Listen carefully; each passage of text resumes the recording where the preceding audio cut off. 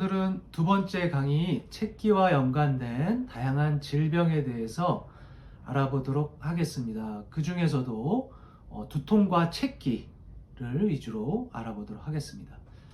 이 강의를 시작할 때 어떤 인체 순환의 원리와 병이 오는 원리를 먼저 설명하고 그 후에 각각의 질병에 대해서 강의하려고 했습니다. 그런데 그런 순서로 하면 시작부터 너무 이론적이고 재미가 없을 것 같았습니다. 그래서 질병에 대해서 먼저 이야기하기로 결정하였습니다. 질병과 관련된 내용들은 이론을 떠나서 우리들의 실제 생활에서 경험해 보셨던 내용들이기 때문에 납득하기가 쉬울 것이라고 생각하였습니다. 우리의 삶을 통해 실제 경험하고 느꼈던 것들을 기초로 해서 이론을 풀어나가 보려고 합니다. 책기로 인해서 얼마나 다양한 병들로 연결되는지 한번 살펴봅시다. 무언가에 체하는 것은 단지 그 부분만의 문제로 끝나지 않습니다. 특히나 무언가를 먹고 체하게 되면 가운데 소화기능의 문제부터 머리부터 발끝까지의 순환의 문제와 연관되게 됩니다. 우리에게 이미 익숙한 질병들과 책기의 관계에 대해서 하나씩 나누어 보겠습니다. 첫 번째, 두통과 책기입니다. 이건 사실 자세히 설명하지 않아도 이미 경험해 보신 분들도 많을 것이라고 생각합니다. 한의원에 앉아서 진료를 하다 보면 참 많은 환자들이 소화가 안 되면 머리가 아파요 라고 이야기를 하십니다. 어떤 분들은 제가 소화가 안 되면 머리가 아픈데 이게 맞는 건가요? 라고 물어보시기도 하고요. 얼마 전에 이런 환자분이 오셨습니다. 저는 소화가 안 되면 머리가 아픈데 병원에 가서 이야기를 했더니 소화랑 머리랑은 상관이 없다고 하셨어요. 아마 의사 선생님들마다 의견이 다를 수 있다고 생각합니다. 그러나 몸이 하는 소리에 귀를 기울이다 보면 소화가 안 되는 것과 머리가 아픈 것과의 연관성을 어느 정도 인정하게 될 것이라고 생각합니다. 우선 책기가 생기면 몸의 순환이 막혀서 심하부, 여기 오목가슴 밑을 중심으로 위, 아래의 순환이 분리되게 됩니다. 쉽게 말해서 위로는 자꾸 열이 생기고 아래는 차가워지는 것이죠. 이렇게 상체로는 열이 많아지고 하체는 차가워지는 것을 상열하한이라고 합니다. 이렇게 말하면 느낌이 딱 오시는 분들이 계실 겁니다. 이상하게 위로는 열이 많아서 머리도 띵하고 눈도 뻑뻑하고 더위는 많이 타는데 아래는 차가워져서 배는 차고 허리 다리는 차갑고 시린 느낌을 받는 분들이 있습니다. 이런 증상들은 만성적인 형태의 예입니다. 그런데 우리가 갑자기 체하게 되면 이런 증상들이 급성적으로 심하게 나타납니다.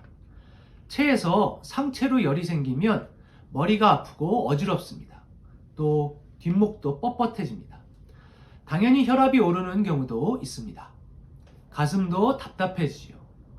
또 아래가 차가워지니 배도 아프고 배도 차갑고 손발도 차가워집니다. 이렇듯 두통은 책기와 직결되는 질환 중 하나입니다. 우리가 너무나 많이 경험하는 사실 중 하나인 것입니다. 이럴 때 손발을 따주거나 약을 쓰거나 침을 놔서 책기가 내려가고 소화가 잘 되면 두통이 편해지는 경우들을 매우 자주 경험합니다. 자, 그런데 여기서 중요한 게 하나 있습니다. 당장 체해서 머리가 아프거나 체할 때 머리가 아픈 환자분들에게는 이게 너무나 당연한 이야기일 수 있습니다. 그런데 만성적인 두통을 달고 사는 분들의 두통도 책기와 연관이 있을까요? 사실 제가 하고 싶은 이야기가 여기서부터 시작됩니다. 만성적인 두통 역시 책기와 연관이 많습니다. 그럼 내가 무슨 맨날 체한단 말인가? 이렇게 생각하실 수 있습니다. 그러나 체한다는 것이 어느 순간 체하고 그 다음날 완전히 풀리고 그런 것이 아닙니다. 무언가에 체하게 되고 그것이 누적되고 또 누적되면 본인은 체한 게 다 나았다고 생각해도 남아서 만성적인 영향을 미치는 경우들이 있습니다.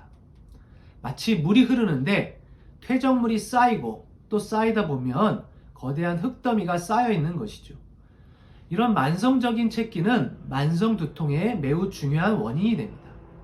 또 이런 분들도 계실 겁니다. 나는 소화는 잘 되는데 내 두통은 채기랑은 상관이 없어. 사실 이렇게 생각하는 환자분들도 많이 접합니다.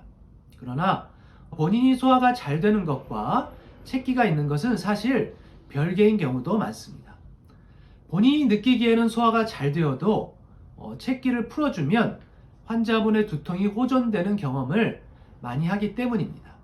따라서 여기서 말하는 채기라는 것은 단순하게 급체하는 개념뿐만이 아니라 소화기에서 잘 내려가지 않는 것이 만성적으로 누적된 상태까지 포함합니다. 또 이런 분들도 계십니다. 내 두통은 목 디스크로 인한 두통이니까 채기랑은 상관이 없어. 또 내 두통은 혈압으로 인한 두통이야. 또 내 두통은 뇌출혈로 인한 두통이라서 채기랑은 상관이 없어. 사실 수많은 이런 해부학적 병명들이 있습니다. 그러나 이런 두통들도 채기랑 연관된 경우들이 사실은 많습니다. 채기가 생기게 되면 상체 순환이 막히고 상체로 열이 많아지면서 압력이 올라갑니다. 이렇게 순환이 막히면 뒷목의 근육도 긴장하고 뻣뻣해집니다. 실제로 목 디스크가 있고 본인의 통증의 원인이 목 디스크라고 믿고 있는 분들 역시 결국은 근육이 긴장되면 목 디스크 증상도 부담을 받게 됩니다. 혈압도 채기랑 연관된 경우가 매우 많습니다. 체하게 되면 뒷목이 뻣뻣해지고 혈관도 긴장하게 됩니다. 실제로 체하면 혈압이 올라가는 경우들이 있습니다. 체했을 때 맥을 보면 부드럽거나 완만한 맥보다는 확실히 긴장된 맥이 나타나는 경우가 많습니다. 실제 환자를 볼 때도 채기를 내려주면 혈압이 떨어지는 경험을 종종 할 수 있습니다. 특히나 중풍은 채기를 잘 다루는 것이 중요합니다. 무언가를 잘못 먹고 체해서 뇌출혈로 이어지는 경우들이 있습니다. 뇌출혈로 중풍이 되신 분들의 이야기를 듣다 보면 무언가를 잘못 먹고 체해서 토하다가 실려갔다는 경우들을 볼 수 있습니다. 뒤에서 중풍과 채기에 대한 내용을 더 다루어 보도록 하겠습니다. 자, 오늘 두 번째 강의는 여기서 마치도록 하겠습니다. 감사합니다.